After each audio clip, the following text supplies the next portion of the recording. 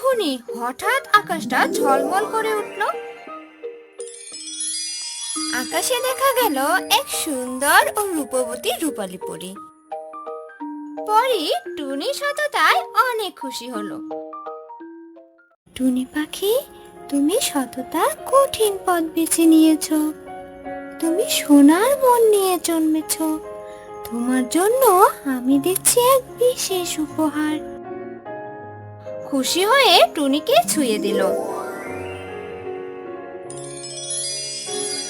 টুনি পাখির ডানা হয়ে গেল রংধনুর মতো রঙিন।